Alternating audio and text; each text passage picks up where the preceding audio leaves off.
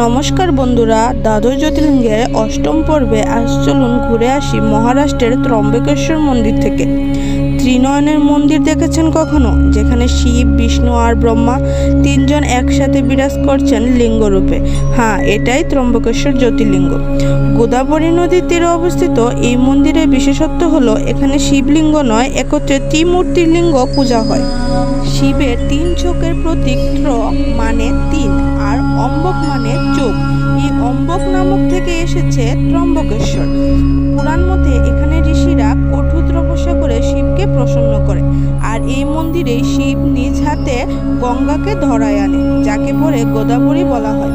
বিশ্বাস করা হয় এই মন্দিরে ভক্তিভাবে প্রার্থনা করলে পারিবারিক অশান্তি কেটে যায়, পিতৃদোষ দূর হয় আর জীবনে আসে মঙ্গল আর মুক্তির আশীর্বাদ। তুমি কি কখনো গিয়েছো ত্রম্বকেশ্বর মন্দির?